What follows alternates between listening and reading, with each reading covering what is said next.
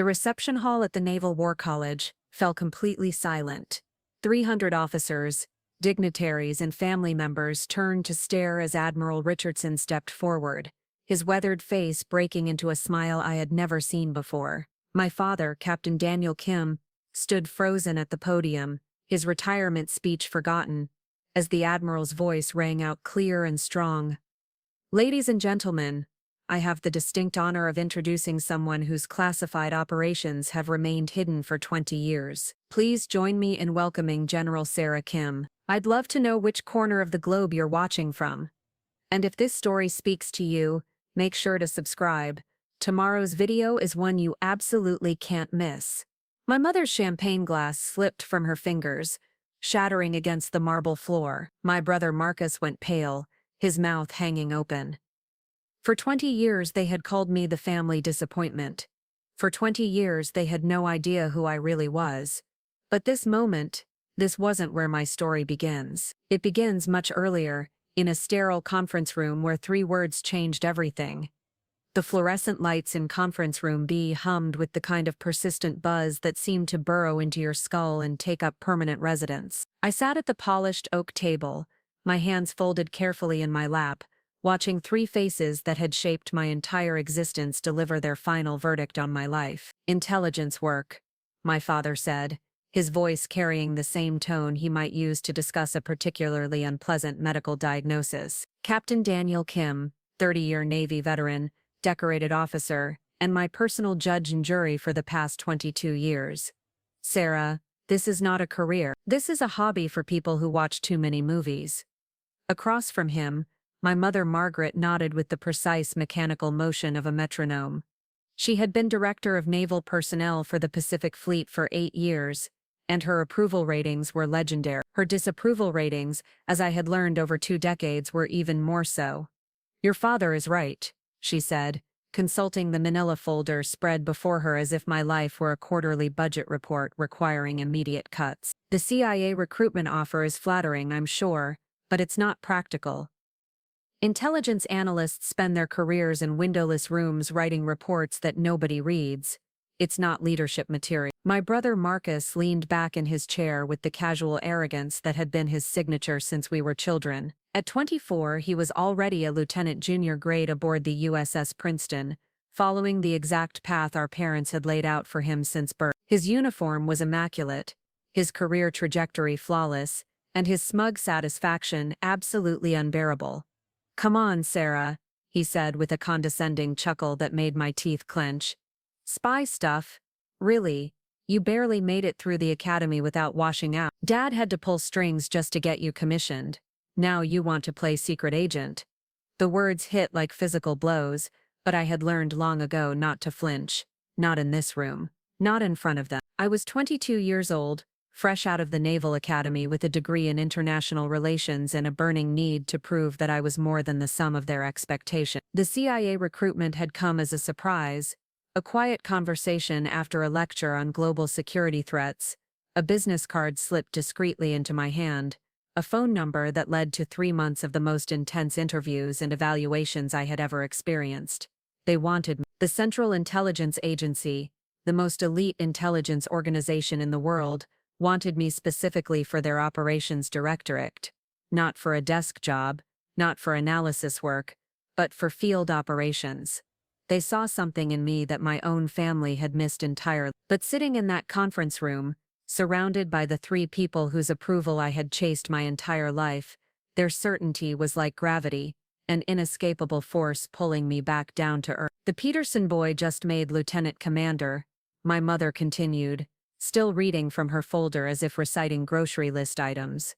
"The Morrison girl is being fast-tracked for her own ship command. These are the trajectories that matter, Sarah. These are the paths that lead to real influence, real respect." My father leaned forward, his hands clasped in front of him in what I recognized as his serious conversation pose, the same position he had used when explaining why my high school boyfriend wasn't suitable, why my choice of college major was impractical, why my dreams of studying abroad were unnecessarily complicated. "I've spoken with Admiral Crawford," he said, and I felt my stomach drop. Admiral Crawford was the Deputy Chief of Naval Operations, A man whose word could reshape careers with a single phone call. He has a position available on his staff, junior liaison to congressional affairs. It's perfect for someone with your academic background. The pause before academic background was calculated, loaded with meaning. It was his polite way of saying for someone who isn't quite officer material but whom we can't simply discard. I stared at the table at the reflection of the harsh fluorescent lights in its polished surface. Congressional affairs. It was a dead-end job, the kind of position they gave to officers who had reached their ceiling early. I would spend my days scheduling meetings, writing briefings that more important people would present to more important people, and slowly disappearing into the vast bureaucratic machinery of the Pentagon. It was safe. It was respectable. It was everything they wanted from me. It was also everything I had spent 4 years at the academy trying to escape. I understand your concern, I said carefully, choosing each word like I was defusing a bomb.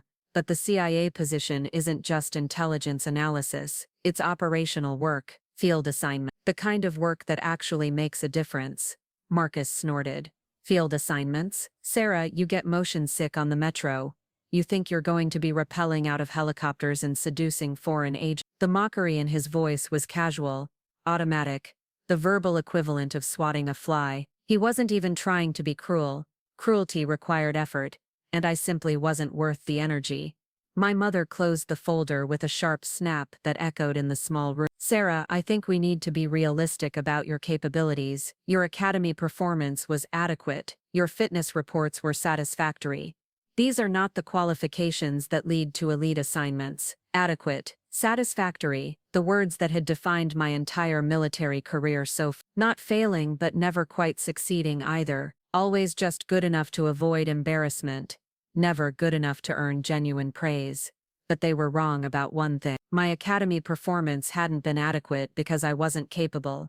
It had been adequate because I had been trying to become someone I wasn't. I had spent 4 years attempting to mold myself into their vision of the perfect naval officer. Disciplined, predictable, content to follow orders and climb the traditional ladder of command.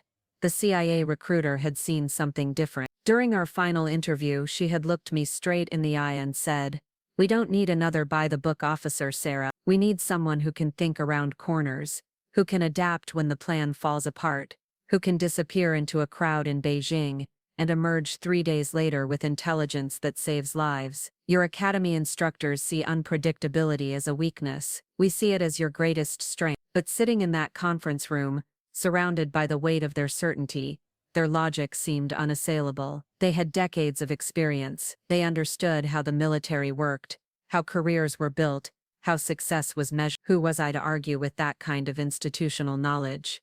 My father's voice softened slightly, taking on the tone he used when he thought he was being particularly wise and paternal. "Sarah, I know this feels like we're not supporting your dream, but sometimes the people who love you have to help you see reality. The intelligence community is not a place for someone who needs guidance. It's sink or swim, and the people who sink disappear without a trace." The words hung in the air like smoke, and I realized this wasn't just about career advice. This was about trust. They didn't trust me to succeed on my own. They didn't trust my judgment, my capabilities, or my ability to navigate a world more complex than the one they had mapped out for me. The silence stretched between us, broken only by the persistent hum of the fluorescent lights and the distant sound of traffic outside the Pentagon's wall. 3 faces stared at me expectantly, waiting for me to nod, to agree to accept their wisdom and abandon this foolish dream of something more.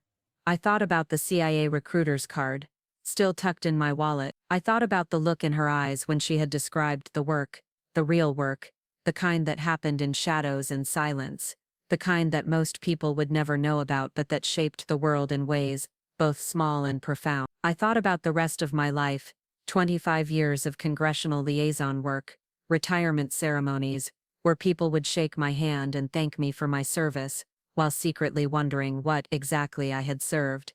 And then I thought about my grandfather. He had died when I was 16, taking with him the only voice in our family that had ever encouraged me to color outside the lines. Master Chief Petty Officer James Kim had spent 30 years in the Navy, but his stories weren't about promotions or commendation. They were about the time he had talked a suicidal sailor off a ledge in the middle of the Pacific, about the night he had helped evacuate civilians, from a war zone while pretending to be a Red Cross worker, about the quiet moments when one person's courage had made all the difference. The most important missions, he had told me once, are the ones nobody ever hears about. I looked up at my parents, at my brother, at the 3 people who had spent my entire life trying to keep me safe by keeping me small. I'm taking the CIA position. The words fell into the room like stones into still water, sending ripples of shock across their faces. My father's expression went through several phases in rapid succession: surprise, disappointment, and finally a cold, hard anger that I had seen only a few times in my life. "Then you're making the biggest mistake of your career," he said quietly, "and when it all falls apart, don't come crying to us for help." I stood up, my legs somehow steady despite the earthquake happening inside my chest. "I won't need to." A lot of love and effort went into bringing this story to life. If you're enjoying it, we'd be so grateful if you'd subscribe to our channel. Now, back to where we left off. As I walked toward the door, my mother's voice followed me, sharp with the kind of hurt that comes from having your expertise rejected by someone you consider fundamentally unqualified to make their own decisions. "Sarah, if you walk out that door, if you choose this path, you'll be on your own. Completely on your own." I turned back to look at them one last time. My father with his perfect uniform and his perfect certainty. My mother with her perfect career and her perfect disappointment. My brother with his perfect future and his perfect contempt. "I've been on my own for a long time," I said. "I'm finally ready to admit it." The door closed behind me with a soft click that sounded to my ears like the beginning of everything. The CIA training facility at Camp Peary, Virginia, looked nothing like the sleek, high-tech fortress I had imagined from movies. Instead, it was a collection of ordinary-looking buildings scattered across farmland that could have belonged to any small college camp. The only hints of its true purpose were the lack of signs, the unusually robust security fences, and the way conversations stopped whenever someone walked into a room. I arrived on a humid September morning with a single duffel bag and a stomach full of butterflies that felt more like eagles. The other recruits were already gathering in what our orientation packet had euphemistically called the Welcome Center, a sterile conference room with government-issued furniture and motivational posters that looked like they hadn't been updated since the Reagan administration. There were 12 of us in that first cohort of the career trainee program. We came from different backgrounds: military academy graduates like myself, Ivy League linguistics majors, former Peace Corps volunteers, even a professional poker player whose ability to read people had caught someone's attention. What we all shared was a certain restless energy, a hunger for something more complex than traditional career paths could offer. The woman running our orientation was named Jennifer Walsh, and she had the kind of unremarkable appearance that would allow her to disappear into any crowd in any country. Medium height, medium build, brown hair that could have been styled in any decade, but her eyes were sharp and calculating, and when she spoke, every word carried weight. "For the next 18 months, she began, her voice carrying just enough authority to command attention without seeming theatrical. "You will cease to exist as individuals. You will become instruments of American national security. Some of you will excel at this transformation. Some of you will discover that you are not suited for this work. And some of you will learn things about yourselves that you never suspected." She paused, letting her gaze move across each of our faces in turn.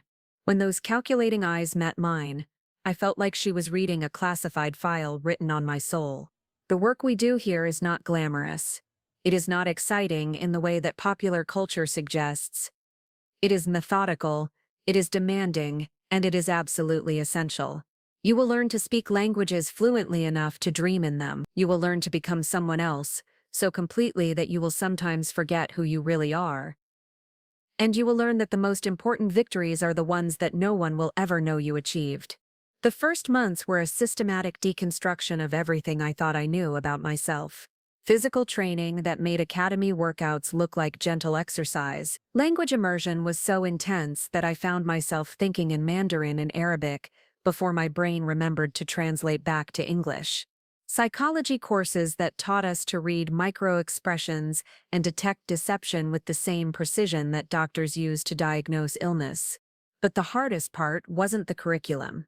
It was the isolation. We were forbidden from contacting family or friends outside of carefully scripted monthly check-ins. Our phones were taken away. Our internet access was monitored and restricted. We lived in a bubble of artificial reality, cut off from the world we were supposedly being trained to protect. 3 months in, during a particularly brutal week of survival training in the Virginia mountains, I found myself questioning everything.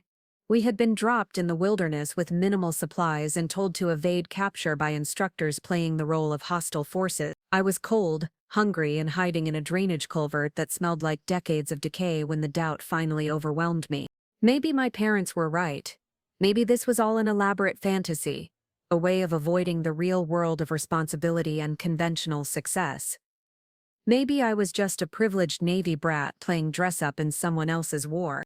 That night, crouched in my makeshift shelter and listening to the distant sounds of my pursuers, I almost gave up, almost triggered the emergency beacon that would have ended the exercise, and effectively my career before it had really begun. But then I remembered something my grandfather had told me years before during one of our quiet conversations in his garage workshop. He had been fixing an old radio, his weathered hands moving with practiced precision over circuits and wires. "You know what separates the people who do important work from the people who just talk about it?" he had asked, not looking up from his repairs. I had been 16 and thought I knew everything, so I had given him some teenager's answer about intelligence or talent or connections. He had smiled and shaken his head. Persistence in the dark.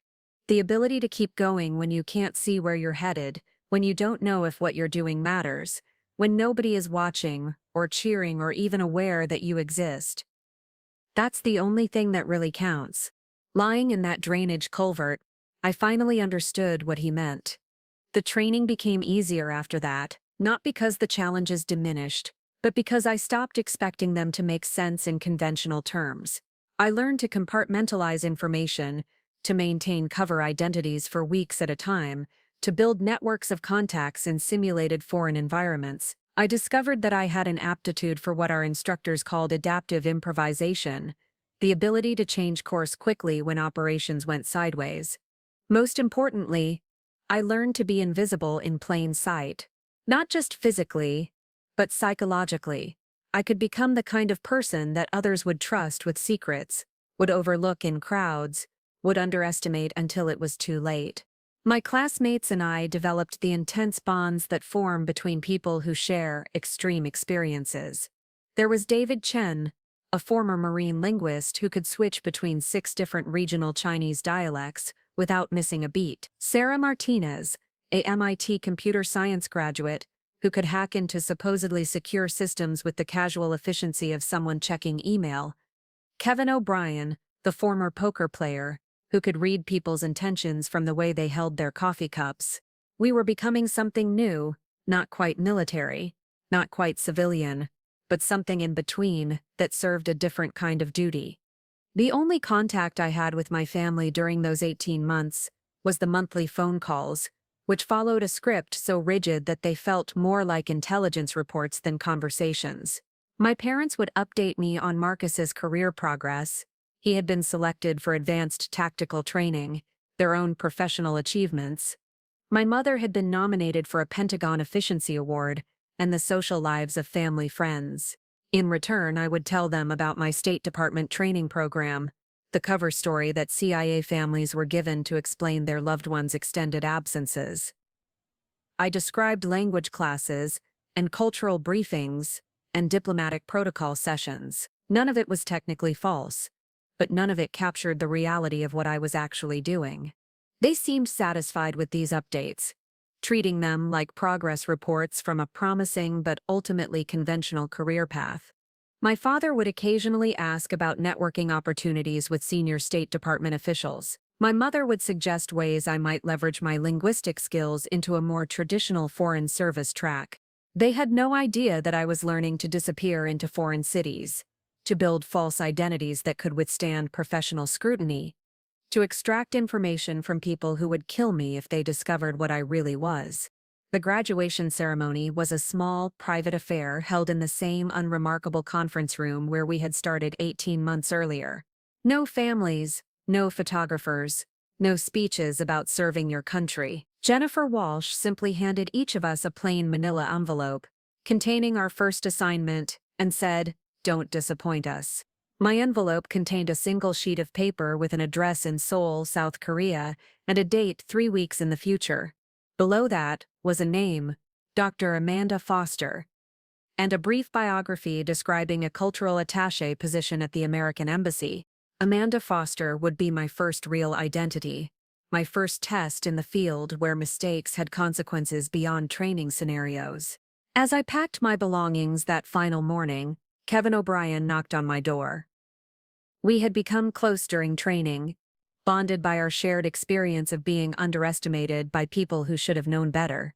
"You nervous?" he asked, leaning against the doorframe with the casual pose he had perfected during months of surveillance exercises. "Terrified," I admitted. "You?" "Same."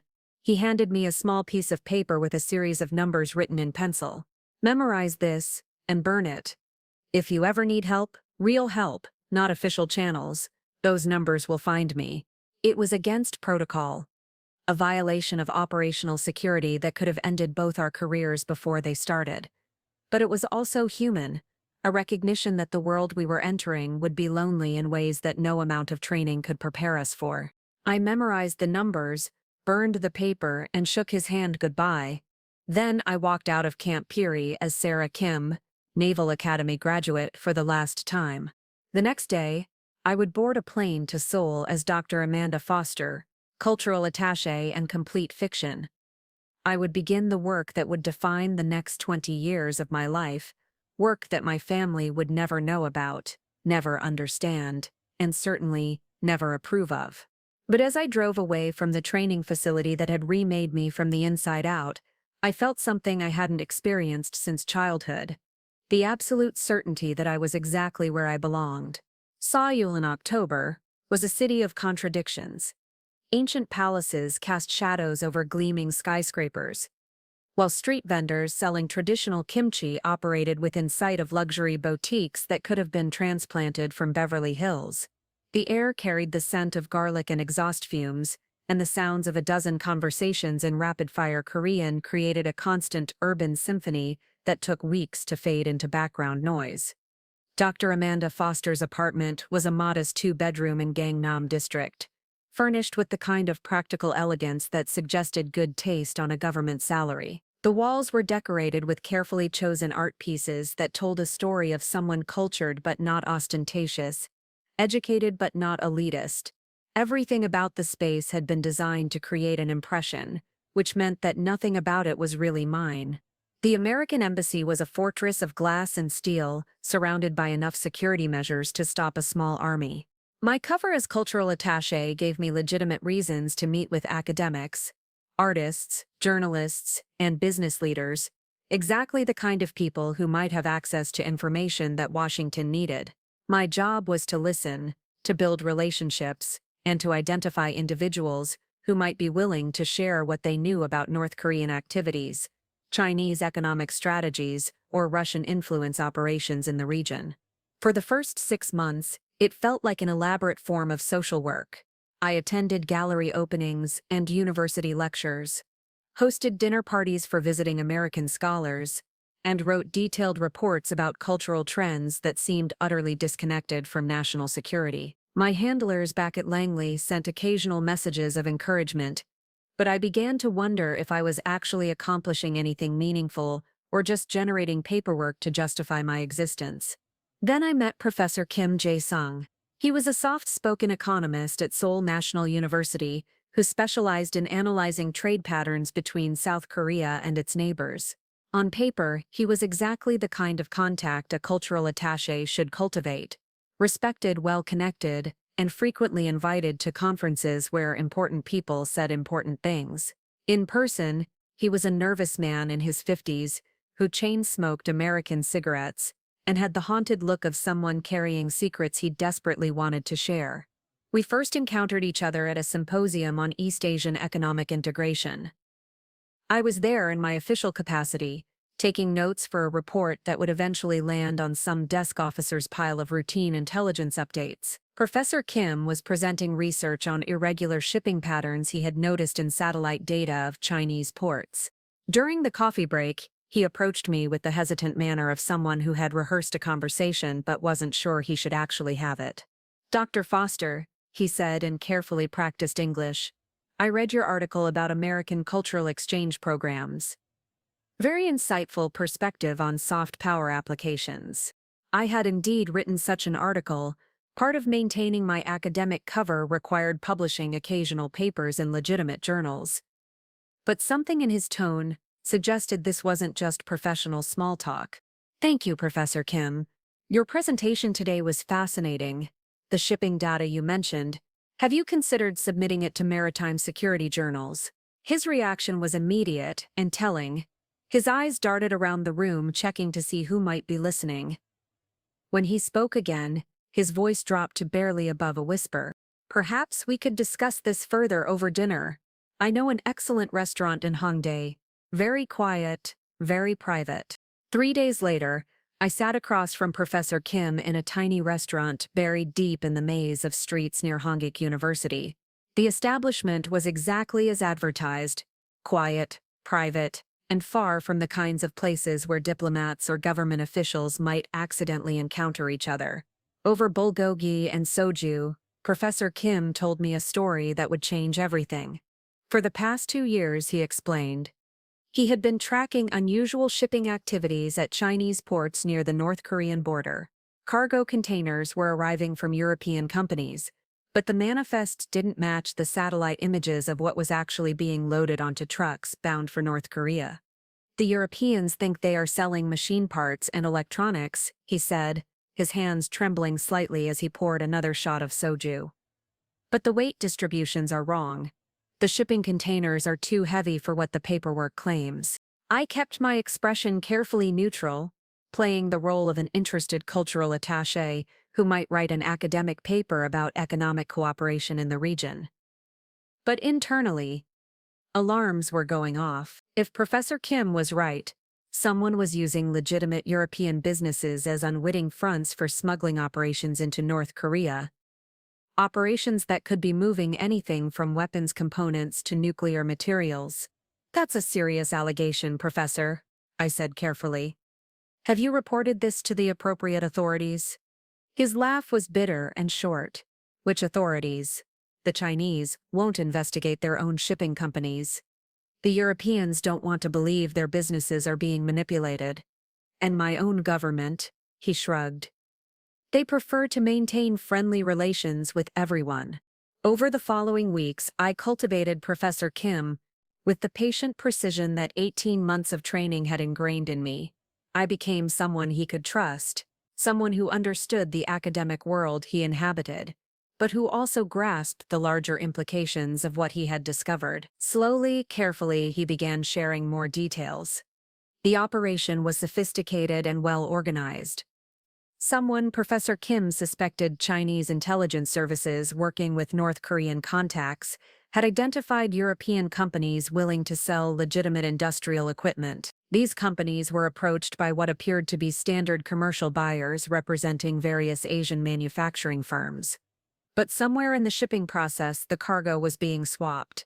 The legitimate machine parts were replaced with items that Professor Kim's analysis suggested were much denser and more carefully packaged. Characteristics consistent with weapons components or refined nuclear materials. The breakthrough came when Professor Kim managed to obtain shipping manifests from a contact who worked at Bazan port. The paperwork showed a pattern of containers that arrived from Hamburg and Rotterdam, but somehow gained significant weight during the journey across Asia. "Look at this," he said during one of our clandestine meetings, spreading documents across the table like a detective, laying out evidence of a conspiracy. Container HMCU 394857, left Hamburg weighing 12.3 tons. It arrived in Busan weighing 18.7 tons. How does cargo gain 6 tons in the middle of the ocean? I studied the manifests, my training helping me recognize the operational signatures of a professional smuggling network. This wasn't casual corruption or opportunistic crime. This was a systematic effort to circumvent international sanctions, and the implications were staggering. If North Korea was successfully importing weapons-grade materials or nuclear technology through this network, it could accelerate their nuclear program by years. If China was facilitating these shipments, it represented a massive violation of United Nations sanctions. And if European companies were unknowingly serving as the initial cover for these operations, the entire international sanctions regime was more porous than anyone realized. I began the delicate process of documenting everything Professor Kim shared, using photographic equipment disguised as everyday items to copy documents and shipping records. Each piece of evidence was transmitted back to Langley through encrypted channels, where analysts could verify the information and develop a broader picture of the operation. The work was methodical and dangerous. Professor Kim was taking enormous risks by sharing classified Port Authority data with a foreign diplomat. I was operating at the edge of my authority, building an intelligence network that could expose me to Chinese or North Korean counterintelligence services. But for the first time since leaving Camp Peary, I felt like I was doing work that truly mattered. This wasn't academic research or cultural exchange programming. This was preventing weapons of mass destruction from reaching one of the world's most unpredictable regimes. 6 months into the operation, my handler sent a message that changed everything. Package confirmed. Network mapping initiated. Priority Alpha authorization granted. Recommend deepening primary source relationship for operational access. In intelligence terminology, that meant Washington had verified Professor Kim's information, determined that the smuggling network was a legitimate threat to national security, and given me permission to recruit him as a formal asset. I was no longer just gathering information, I was running a spy. The recruitment itself was a masterclass in psychological manipulation disguised as friendship. Over dinner in our usual quiet restaurant, I gradually revealed that my interest in his shipping data went beyond academic curiosity. I spoke in hypotheticals about how such information might be valuable to people who could actually do something about sanctions violations. Professor Kim wasn't naive.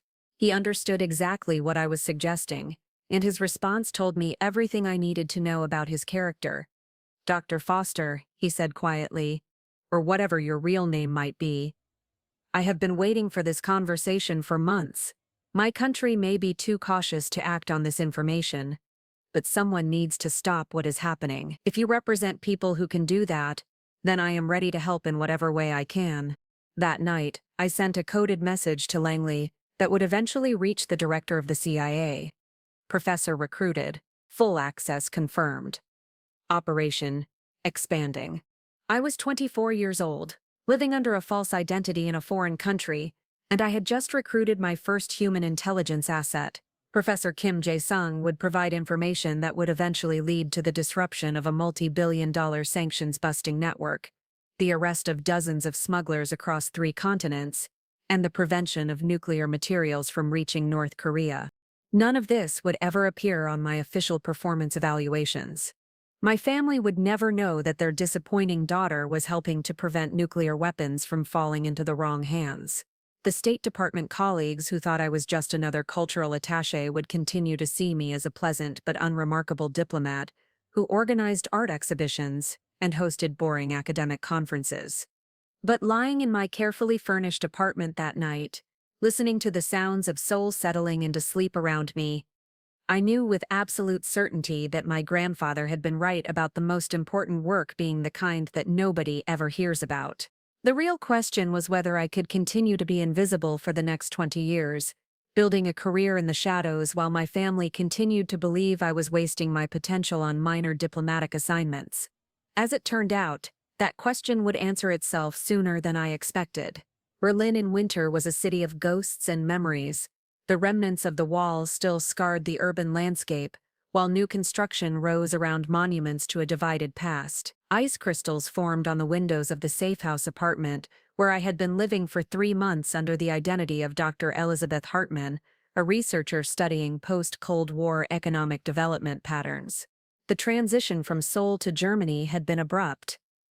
Professor Kim's intelligence network had expanded far beyond what either of us had anticipated, eventually revealing connections to Russian arms dealers operating out of Eastern Europe. When Langley decided they needed someone on the ground in Berlin to follow those threads, I received 48 hours notice to close my sole operation and relocate.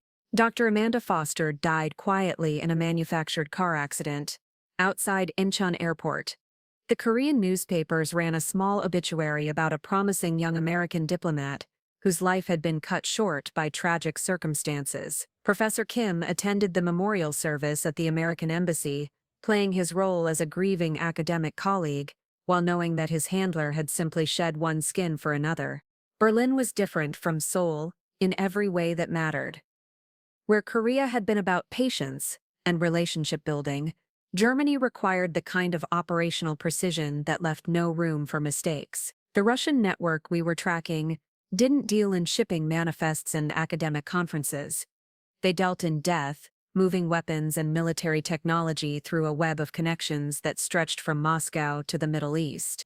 My new handler, a woman who identified herself only as Catherine, met me in a coffee shop near Checkpoint Charlie on my third day in the city. She was perhaps 45, with prematurely gray hair and the kind of unremarkable appearance that made her instantly forgettable. But her briefing was anything but ordinary. The Russians have been rebuilding their European network since the end of the Soviet Union, she explained over perfectly ordinary cappuccinos while tourists photographed historical markers outside. They're using legitimate businesses as fronts, academic exchanges as cover for intelligence operations, and cultural organizations as money laundering operations. We need someone who can infiltrate their academic circles and identify the key players. Dr. Elizabeth Hartman's credentials were impeccable. She had published papers on Eastern European economic transitions, spoken at conferences in Prague and Warsaw, and maintained correspondence with researchers across the former Soviet sphere. On paper, she was exactly the kind of Western academic that Russian intelligence services would want to cultivate. In reality, she was a fiction created by the CIA's identity construction team, supported by years of false documentation and carefully planted academic references. I spent 2 weeks memorizing every detail of her fictional life until I could recite her undergraduate thesis topic and describe her childhood in fictional Cologne with the kind of casual authenticity that would satisfy even professional interrogation.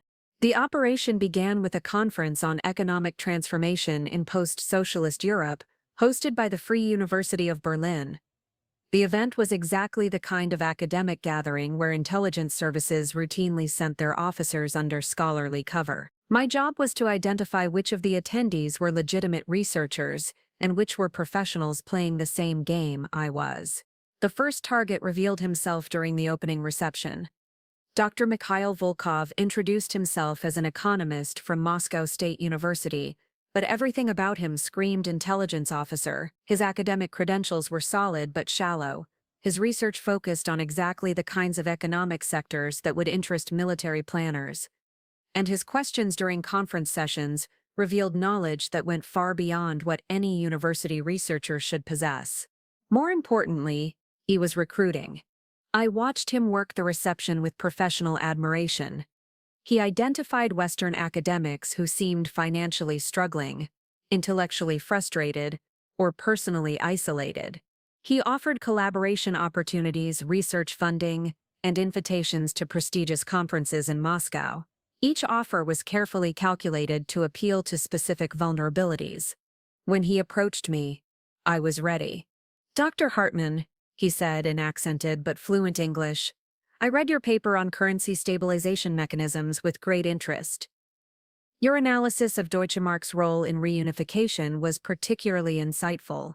I had indeed written such a paper, or rather Elizabeth Hartman had, with the help of CIA analysts who understood both economics and intelligence requirements. The research was legitimate enough to pass academic scrutiny while touching on subjects that would naturally interest foreign intelligence services. "Thank you, Dr. Volkov. Your own work on resource allocation in transitional economies has been quite influential in my field." We spent the next hour in the kind of academic conversation that sounds profound to outsiders, but is actually a careful dance of professional assessment. He was evaluating my expertise, my access to information, and my potential vulnerabilities. I was doing exactly the same thing. By the end of the evening, he had invited me to participate in a research project examining Western investment patterns in former Soviet states. The project would involve access to Russian government economic data, collaboration with Moscow-based researchers, and funding that was far more generous than any legitimate academic grant. I accepted with the enthusiasm of a struggling researcher who had just been offered a career-changing opportunity. The next 6 months were a careful progression of deepening trust and expanding access. Dr. Volkov introduced me to other members of his network, academics, businessmen, and cultural attachés, who all shared the common characteristic of being far more interested in Western military and political affairs than their cover stories would suggest. The breakthrough came during a research trip to Prague, where Volkov had arranged for me to examine Czech national bank records related to foreign investment flows. The official purpose was legitimate economic research. The actual purpose was to provide cover for a meeting with a Czech intelligence officer who was selling information about NATO military exercises. I wasn't supposed to be in that meeting. It happened because of a scheduling mistake. The Czech officer arrived early for his appointment with Volkov, while I was still in the conference room reviewing bank documents. Instead of postponing, Volkov made a decision that revealed how much he trusted Dr. Elizabeth Hartmann. Dr. Hartmann is one of our most valuable research partners, he told the Czech officer in Russian, apparently unaware that Elizabeth Hartmann's fictional background included childhood summers with fictional Russian grandparents. She has access to Western military economic planning data that has been extremely useful for our analysis. The Czech officer seemed satisfied with this explanation and proceeded to hand over a briefcase containing classified NATO tactical plans for a hypothetical defense of the Baltic states. In exchange, Volkov provided an envelope that presumably contained payment in hard currency. I sat there, pretending to focus on currency exchange charts, while two foreign intelligence officers conducted a transaction that compromised NATO military planning. Every detail of the exchange, the Czech officer's identity, the specific documents being traded, the payment mechanisms, was burned into my memory for later transmission to Langley. But the real prize came 3 weeks later, when Volkov invited me to Moscow for what he described as the final phase of our research project. The invitation included access to Russian central bank archives, meetings with senior economic officials, and a presentation opportunity at an academic symposium attended by high-ranking government figures. It was exactly the kind of access that CIA analysts had been hoping for when they first conceived this operation. The problem was that accepting the invitation would mean traveling deep into Russian territory under false identity, with no backup and no extraction plan if my cover was blown. I sent a coded message to Catherine requesting guidance. Her response was immediate and unambiguous. Authorization granted. Priority Alpha. Maximum operational value justified. 2 months later, I stood in the arrivals hall at Sheremetyevo Airport, holding a German passport in the name of Dr. Elizabeth Hartmann and carrying academic credentials that would either pass Russian security screening or result in my immediate arrest as a foreign spy. The Russian operation lasted 3 weeks and provided intelligence that would eventually contribute to the prevention of multiple terrorist attacks across Europe. I identified a network of Russian intelligence officers operating under academic cover, documented their recruitment methods and target priorities, and provided Langley with detailed assessments of Russian capabilities for infiltrating Western research institutions.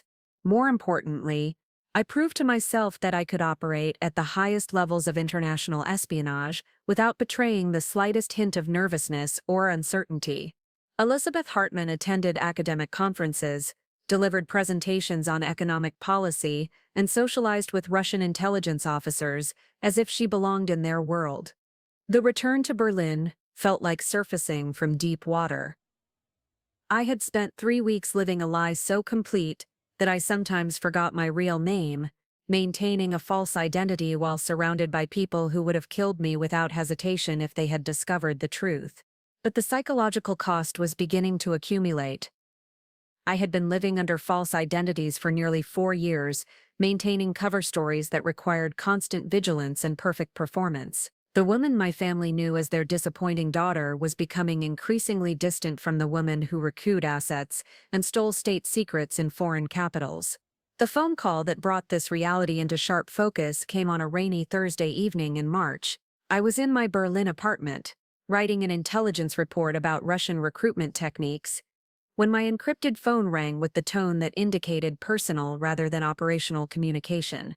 It was my mother calling from the family number in Virginia Beach where they had moved when my father received his new assignment as Deputy Commander of Naval Station Norfolk. "Sarah, darling," she said, her voice carrying the kind of forced cheerfulness that indicated she was calling out of duty rather than genuine desire to connect. "I hope I'm not catching you at a bad time. I know with the time difference and your busy schedule." Dr. Elizabeth Hartman had been scheduled to attend a conference in Vienna the following week, which required detailed preparation and operational planning. But for those few minutes, I tried to remember how to be Sarah Kim, the daughter who had chosen diplomatic service over the military career her parents had envisioned. "It's fine, Mom. How is everyone?" "Well, your brother has some exciting news. He's been selected for command of his own ship, the USS Vicksburg. Can you imagine? Your little brother, a commanding officer at 28. I could hear the pride in her voice, the kind of uncomplicated joy that came from seeing a child achieve exactly what you had hoped for them. Marcus had followed the path they had laid out for him, and it was leading to exactly the kind of success they understood and valued. "That's wonderful," I said, genuinely happy for Marcus despite everything. Command at sea was a significant achievement, and he had worked hard to earn it. "Your father is just beside himself with pride." Marcus will be taking command next month, and we're all flying out to San Diego for the ceremony. It would mean so much to the family if you could be there. I looked at my calendar, mentally calculating the operational requirements of my current assignment. The Vienna conference was critical for maintaining Dr. Elizabeth Hartman's academic credibility. Missing it would raise questions that could compromise months of careful network building. "I'll try, Mom. My schedule is pretty complicated right now, but I'll see what I can do." There was a pause on the line, the kind of silence that indicated disappointment carefully controlled. "Sarah, I know your work is important to you, but family should come first, sometimes. This is your brother's big moment. He specifically asked if you would be there." The guilt was precisely applied, professional in its efficiency. But what she didn't understand was that my work wasn't just important to me, it was important to national security in ways that I could never explain to her. "I understand, Mom. I really will try to make it work." After I hung up, I sat in my precisely furnished apartment, looking out at the rain-soaked streets of Berlin, and realized that I was becoming someone my family would never recognize even if they knew the truth about my work. Dr. Elizabeth Hartman would attend the Vienna conference. Sarah Kim would miss her brother's command ceremony. And somewhere in the growing distance between those two identities, I was learning the real price of a career in shadows. But Marcus's ceremony would prove to be more significant than any of us could have anticipated. It would be the beginning of a series of events that would eventually bring all my carefully constructed deceptions full circle in ways that none of us could have foreseen. Caracas was chaos disguised as a capital city. The Venezuelan heat was oppressive, the political situation volatile, and the assignment that had brought me there was unlike anything I had handled before. After 6 years of successful operations across Asia and Europe, Langley had decided I was ready for what they euphemistically called elevated responsibility. I was no longer just gathering intelligence or running assets. I was Dr. Patricia Mendez, a Mexican journalist covering political developments in South America, and my mission was to prevent a war.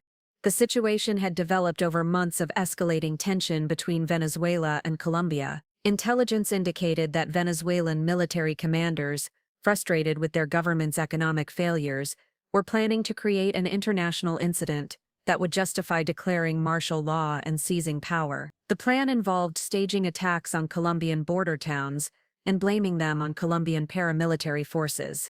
If successful, the operation would destabilize the entire region, potentially drawing the United States into a military conflict that could last for years.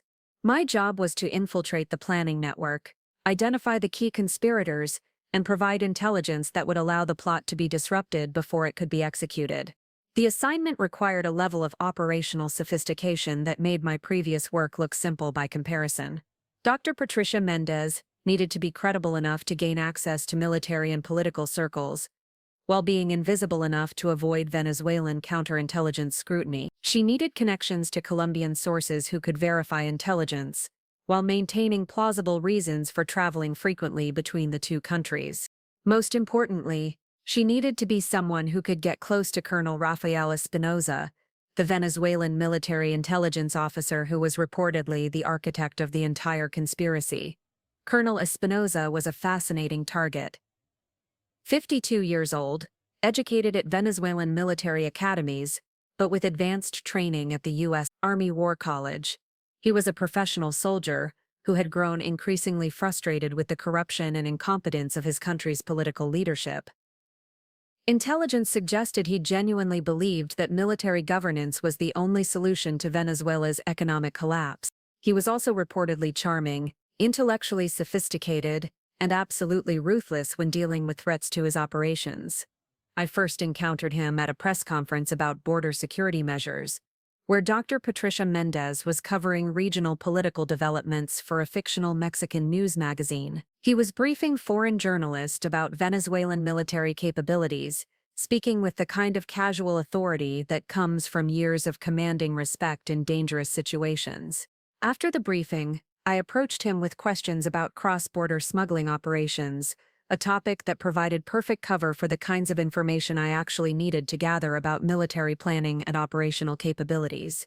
Dr. Mendez, he said in Spanish, carried just a hint of an accent from his time studying in the United States. Your questions suggest a deeper understanding of military operations than most journalists possess. It was both a compliment and a probe. He was assessing whether I was a legitimate reporter or something more interesting. I spent several years covering conflict zones in Central America, I replied, drawing on Dr. Patricia Mendez's carefully constructed background. You learn to think like a soldier when you're trying to stay alive in war zones.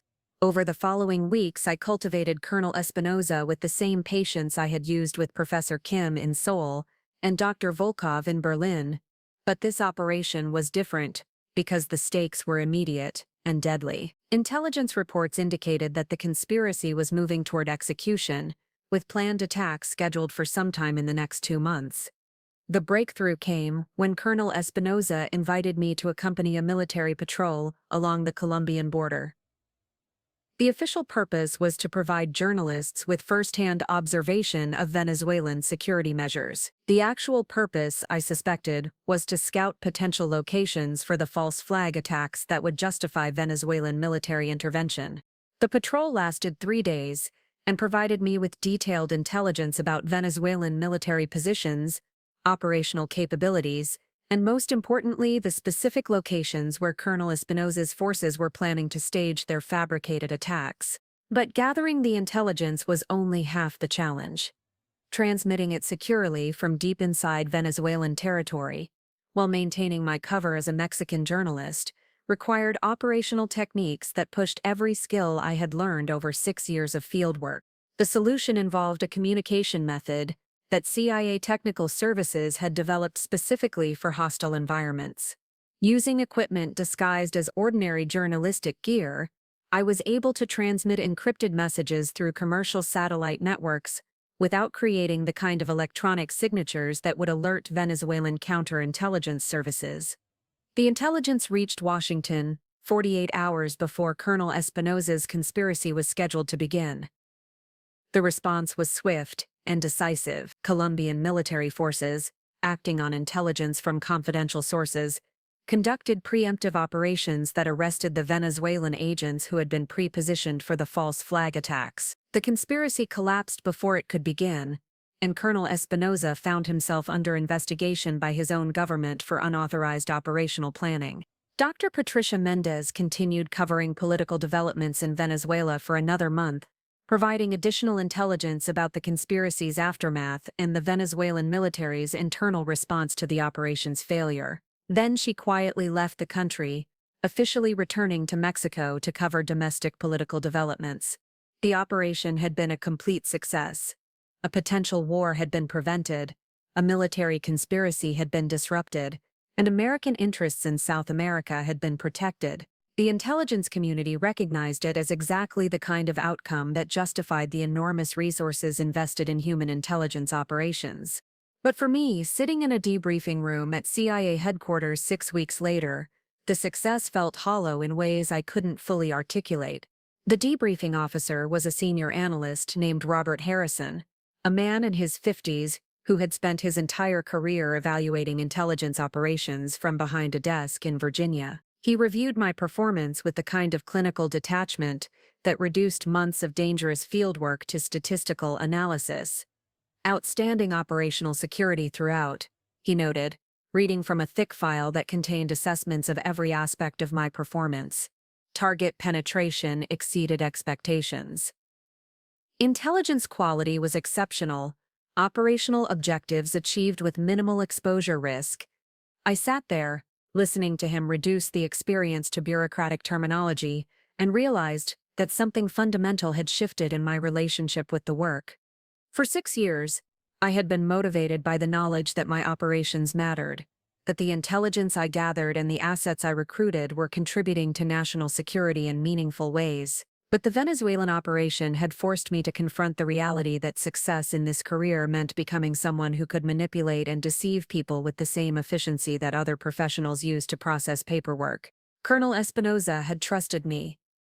In his own way, he had liked Dr. Patricia Mendez, had enjoyed their conversations about military strategy and regional politics. When his conspiracy collapsed and his career was destroyed, he had no idea that the Mexican journalist who had been so interested in border security was actually an American intelligence officer who had helped engineer his downfall. The professional part of my mind understood that this was exactly how intelligence operations were supposed to work. Colonel Espinoza had been planning to start a war that would have killed thousands of innocent people. Stopping him was unquestionably the right thing to do. But the human part of my mind couldn't shake the image of his face when Venezuelan military police had arrested him. The look of genuine confusion and betrayal that suggested he had never considered the possibility that someone he trusted might be working against him. The phone call that crystallized these feelings came 2 weeks after my return to Washington.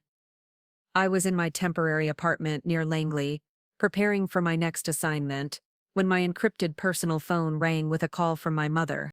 "Sarah, I have wonderful news," she said, her voice bright with the kind of excitement I hadn't heard in years. "Your father has been selected for promotion to Admiral. Admiral Kim. Can you imagine?" I could imagine it perfectly. My father had been working toward flag rank his entire career, and his performance as deputy commander at Norfolk had apparently impressed the Navy's senior leadership. It was exactly the kind of achievement that validated everything he had believed about military service and professional excellence. "That's incredible, Mom. I'm so proud of him." The promotion ceremony is in 6 weeks, at the Pentagon. It's going to be a huge event. All the senior Navy leadership will be there, plus family and friends. Your father specifically asked me to make sure you'll be able to attend. He wants his whole family there for this moment. Biho. I looked at my calendar, already knowing what I would find. My next assignment was scheduled to begin in 5 weeks, a deep cover operation in Eastern Europe that would require months of preparation and couldn't be postponed without compromising years of intelligence development. "I'll do everything I can to be there," I said, the words feeling like sand in my mouth. "Sarah, this is important. This is your father being recognized for 30 years of distinguished service. Whatever project you're working on for the State Department, surely they can spare you for a few days." The irony was crushing. My father was being promoted to Admiral based on a career of conventional military excellence, while I was becoming one of the CIA's most successful deep cover officers based on work that my family would never know about and could never understand. "I understand how important this is, Mom. I really will try to make it work." After I hung up, I sat in my government-issued apartment, surrounded by the carefully anonymous furniture that characterized safe houses around the world, and realized that I had reached a turning point that I hadn't seen coming. For 6 years, I had justified missing family events by telling myself that my work was too important to sacrifice for personal obligations. But the Venezuelan operation had forced me to confront the reality that my success came at the cost of becoming someone who could no longer distinguish between professional necessity and personal betrayal. I was one of the best intelligence officers the CIA had ever produced, and I was completely alone in the world. The decision I made that night would change everything that followed. Though I didn't realize it at the time, I submitted a request for personal leave to attend my father's promotion ceremony, knowing that it would require delaying my next assignment and potentially compromising operational timelines. For the first time in 6 years, I was choosing family over mission requirements. What I didn't know was that my father's promotion ceremony would bring me face to face with someone who had been tracking my career far more closely than I had ever suspected, and that this encounter would lead to revelations that would reshape everything I thought I knew about my family, my work, and myself. The Pentagon's Hall of Heroes was draped in navy blue and gold, with flags representing every major naval engagement in American history. 200 guests filled the ceremonial space, their conversations creating a low hum of anticipation that seemed to vibrate through the polished marble floors. I stood near the back wearing the kind of conservative business suit that made me invisible among the crowd of military spouses and Pentagon civilians. For the first time in 6 years, Sarah Kim was attending a family event as herself. Not as a carefully constructed cover identity. The feeling was disorienting, like trying to remember how to speak a language you had once known fluently but hadn't used in years. My mother was radiant, moving through the crowd with the practiced grace of someone who had spent decades navigating military social events. She wore a navy dress that complemented my father's uniform perfectly, and her smile carried the genuine joy of someone watching their husband achieve the pinnacle of his professional ambitions. Marcus looked impressive in his dress whites, the gold braids of his new commander's insignia catching the light as he moved through the reception. His ship command had been everything our parents had hoped for, and his presence here was a reminder of what success looked like when you followed the path the family had laid out for you. I watched them working the room, my mother introducing herself to Admiral's wives, Marcus discussing tactical innovations with fellow commanders, my father accepting congratulations with the kind of dignified humility that had characterized his entire career. They belonged here in a way that felt natural and earned. I belonged nowhere, or perhaps everywhere except here. The ceremony itself was everything military traditions were designed to be: solemn, dignified, and deeply meaningful to those who understood the significance of the moment. Admiral Richardson, the Chief of Naval Operations, spoke about my father's distinguished career, his contributions to naval strategy, and his embodiment of the values that made the Navy an institution worthy of the nation's trust. Captain Kim has served with distinction in every assignment he has undertaken, Admiral Richardson said, his voice carrying the weight of absolute authority. From his early days as a surface warfare officer through his recent command assignments, he has demonstrated the kind of leadership that makes our Navy the finest maritime force in the world. I watched my father's face as the citation was read, seeing something I had rarely witnessed before: genuine emotion beneath his carefully maintained professional composure. This moment represented the validation of everything he had worked toward for 30 years, the culmination of a career built on duty, honor, and unwavering commitment to service. When Admiral Richardson pinned the stars to my father's shoulders, the applause was thunderous. My mother dabbed at her eyes with a handkerchief. Marcus stood at rigid attention, and I found myself genuinely proud of the man who had spent my entire life trying to shape me into someone I could never become. But it was during the reception that followed that everything changed. I was standing near the refreshment table, nursing a glass of champagne and listening to conversations about fleet readiness and budget allocations, when a voice behind me spoke my name with a familiarity that made every instinct I had developed over 6 years of fieldwork suddenly come alive. Sarah Kim. It's been far too long. I turned to find myself facing a man in his 60s, wearing the dress uniform of a Navy admiral, with ribbons that indicated a career spent in the kinds of assignments that didn't appear in official biographies. His face was weathered but sharp, his eyes the pale blue of someone who had spent decades making decisions that other people would never know about. But it was his smile that told me everything I needed to know about why he was here. "Admiral Morrison," I said, extending my hand with the kind of polite confusion that someone in my supposed position should display. "I don't believe we've been introduced."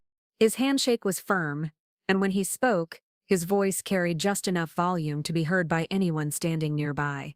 "Thomas Morrison, Naval Intelligence. I've been following your father's career for years. Remarkable officer. You must be very proud." But his eyes told a different story entirely. This wasn't a social introduction. This was an operational contact being made in plain sight, using the kind of tradecraft that turned family celebrations into intelligence meetings. "Perhaps we could step outside for a moment," he suggested.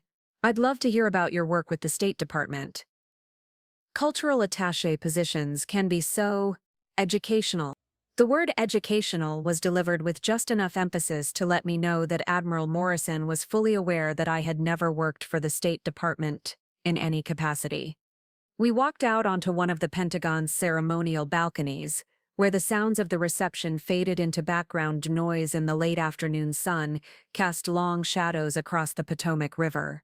Admiral Morrison waited until we were completely alone before he spoke again. 20 years, he said without preamble. 20 years. I've been waiting for this conversation. I maintained the bewildered expression that Dr. Patricia Mendez or Dr. Elizabeth Hartman would have worn in this situation.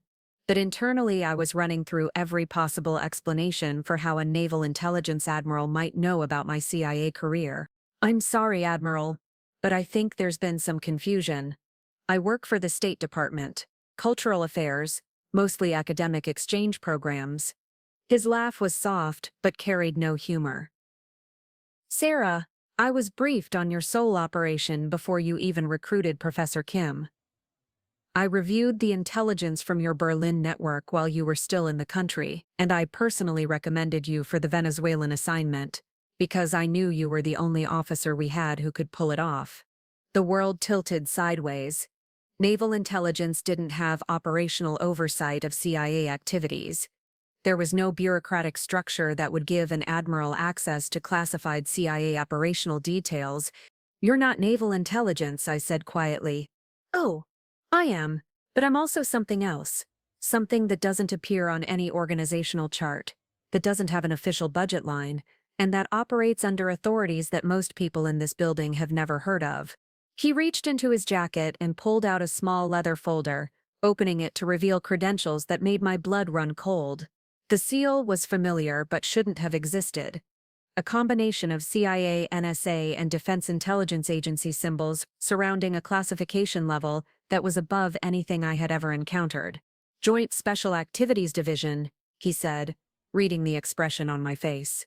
"We handle operations that require coordination between agencies, missions that are too sensitive for normal intelligence channels, and assets who have demonstrated the kind of capabilities that make them valuable across multiple operational environments." I stared at the credentials, my mind racing through the implications of what he was telling me. "You've been watching me. We've been evaluating you. There's a difference. Every successful operation you've completed, every asset you've recruited, every piece of intelligence you've provided, it's all been building towards something larger." The reception continued inside, the sounds of celebration and congratulation drifting out through the open doors. My family was there, proud of my father's conventional success, unaware that their disappointing daughter was having a conversation that would reshape American intelligence operations. "What do you want from me?" Admiral Morrison closed the credential folder and returned it to his jacket. "What I want is to offer you something that very few people ever get, the chance to know that your work has mattered. It really mattered. The North Korean sanctions network you helped disrupt in Seoul prevented nuclear materials from reaching 3 different terrorist organizations. The Russian recruitment operation you penetrated in Berlin led to the arrest of 47 foreign intelligence officers across Europe, and the Venezuelan conspiracy you stopped prevented a war that would have killed tens of thousands of people." Each revelation hit like a physical blow. I had known my operations were successful, but I had never understood the full scope of their impact. "But more than that," he continued, I want to offer you the chance to take on missions that will make everything you've done so far look like training exercises. Operations that require someone with your specific combination of skills, someone who can operate independently in the most dangerous environments on Earth, someone who can make decisions that affect global security without any backup or support.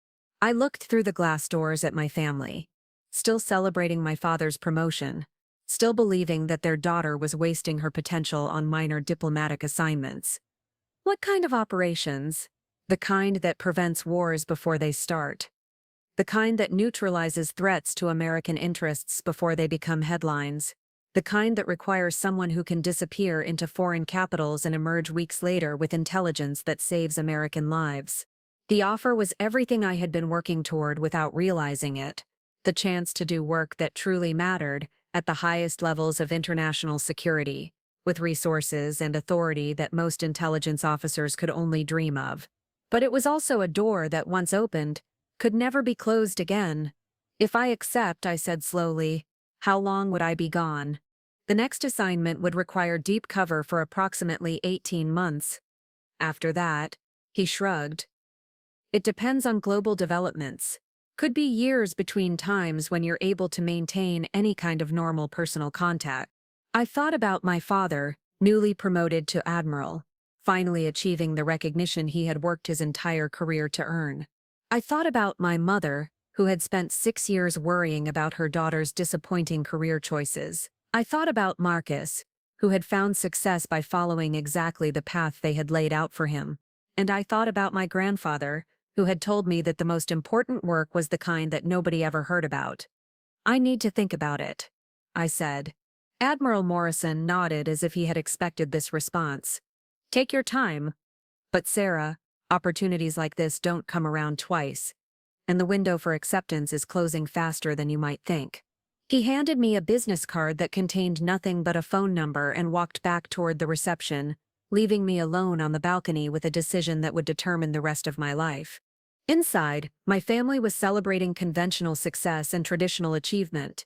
Outside, I was being offered the chance to disappear into the shadows permanently, to become someone whose work would never be recognized but whose impact would reshape the world. The choice should have been obvious. Everything I had done for the past 6 years had been leading toward this moment. But as I stood there, listening to the sounds of my father's celebration, I realized that I was no longer sure what I actually wanted. The phone call that would force that decision came 3 hours later, while I was sitting in my hotel room trying to process everything Admiral Morrison had told me. It would change everything I thought I knew about my family, my work, and the real reason why a naval intelligence admiral had been tracking my career for 20 years.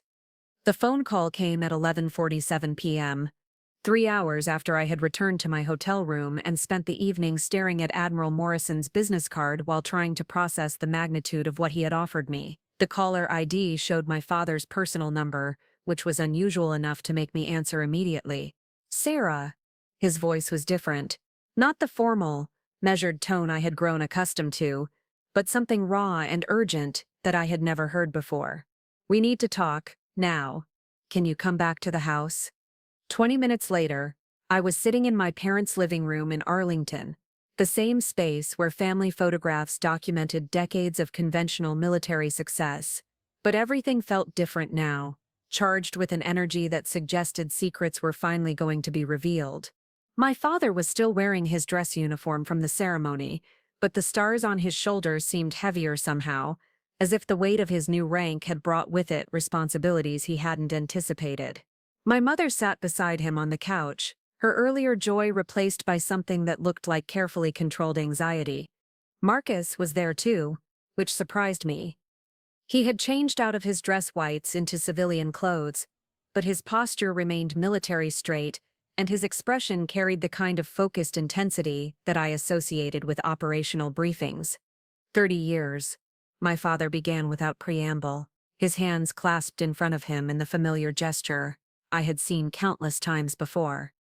30 years I've been keeping a secret that I swore I would never reveal, but after tonight, after seeing you with Admiral Morrison, I can't maintain the pretense any longer. I felt something cold settle in my stomach.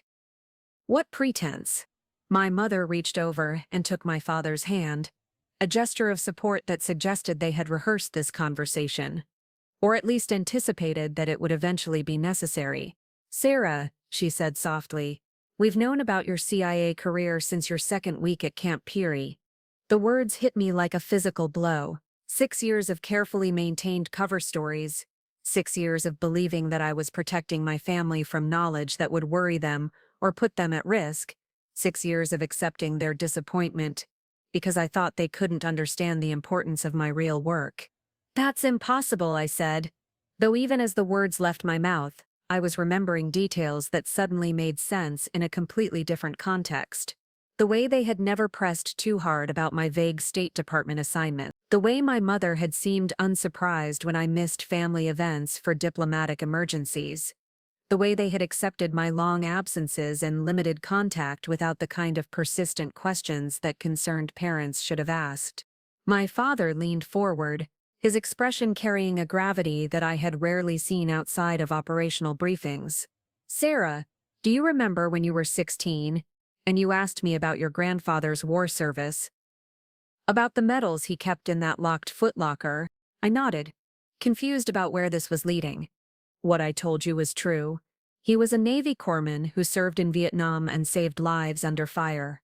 What I didn't tell you was that after the war he was recruited by the Office of Naval Intelligence for a program that didn't officially exist. He spent the next 20 years conducting operations in Southeast Asia, Central America, and Eastern Europe. Operations that required him to disappear for months at a time under false identities." The room felt like it was tilting sideways. Grandfather was a spy. Yes, one of the most successful intelligence officers in naval history. And when he died, he made me promise that if you ever showed interest in that kind of work, I would do everything in my power to ensure you had the opportunity to prove yourself without family interference. Marcus spoke for the first time since I had arrived. "Dad, show her the letter."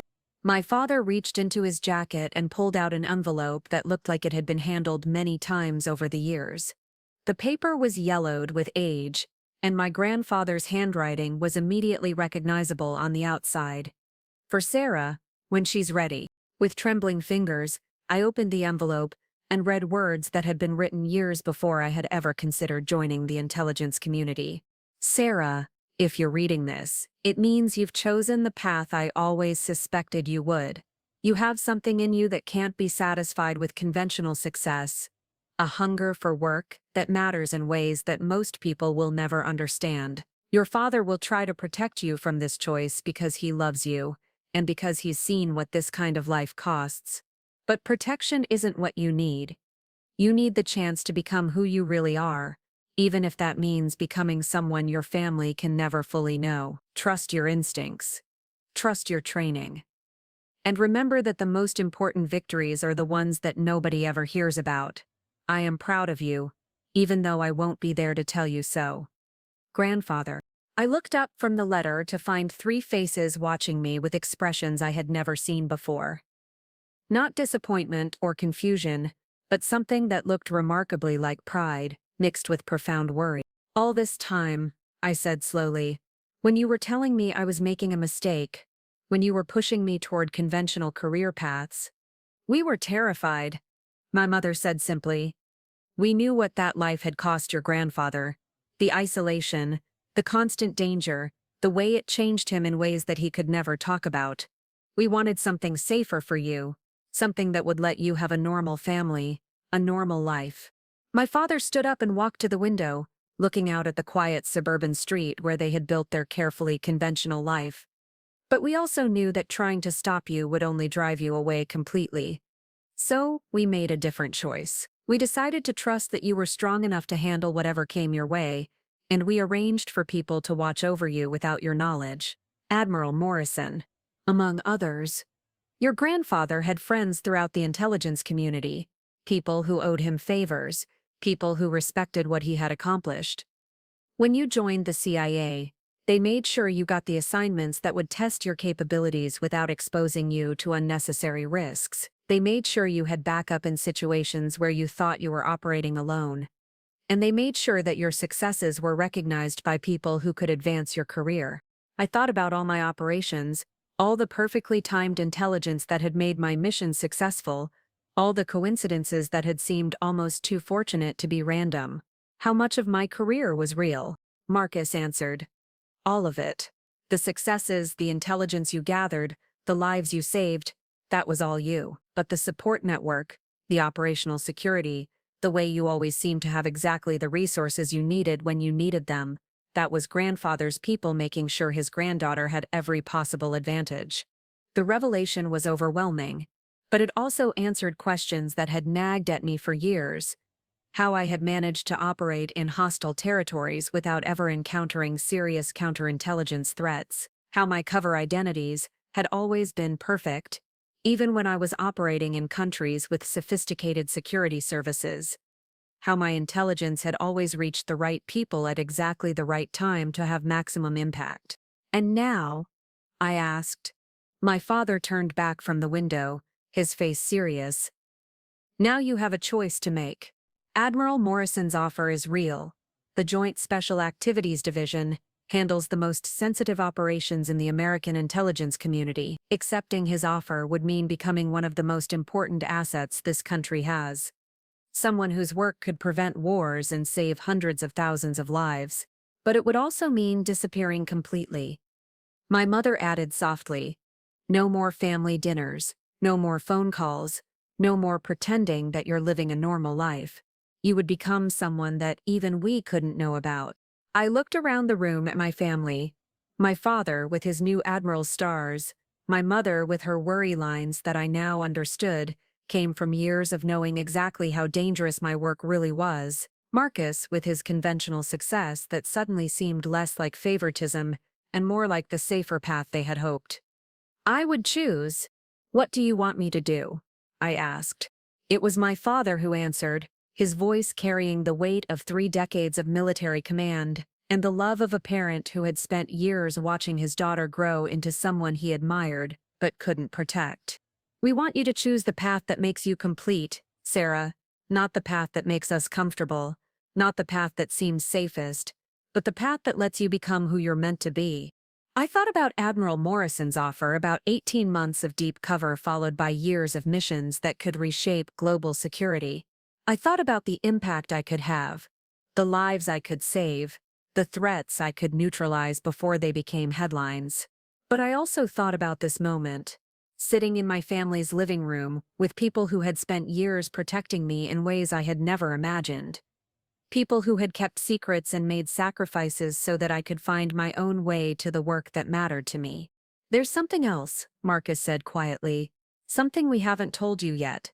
He reached into his pocket and pulled out a thick envelope with official Pentagon sealing. This came through classified channels this morning. It's why Dad called you tonight. I opened the envelope and found official Department of Defense letterhead with text that made my hands shake.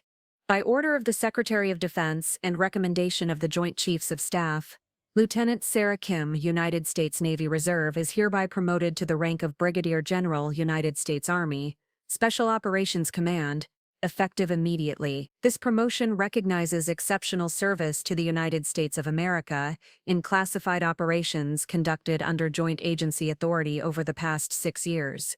General Kim is directed to report to the Pentagon for ceremonial recognition of her service at the retirement ceremony of Captain Daniel Kim on. I looked up to find my family watching me with expressions of joy, pride, and something that looked remarkably like relief. Tomorrow, my father said, his voice thick with emotion, when I retire after 30 years of service, I'm going to watch my daughter receive recognition for 6 years of service that saved more lives than most people ever have. The opportunity to touch, and for the first time in her adult life, I'm going to tell her how proud I am of the choices she made, even when I was too scared to support them. 2 months later, I stood in the reception hall at the Naval War College, watching my father conclude his retirement speech. He had spoken about duty, honor, and the courage required to serve something larger than yourself, but his final words were directed at someone he had never been able to publicly acknowledge before. There are people in this room whose service will never be fully recognized, whose sacrifices will never be completely understood, and whose courage has protected this nation in ways that most of us will never know. To those people, and especially to one person who has spent the last 6 years becoming everything I hoped she could be, I say simply, well done.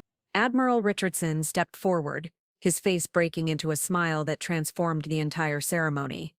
Ladies and gentlemen, I have the distinct honor of introducing someone whose classified operations have remained hidden for 6 years, but whose impact on American national security has been extraordinary. Please join me in welcoming General Sarah Kim. My mother's champagne glass slipped from her fingers, shattering against the marble floor, but this time it was from joy rather than shock.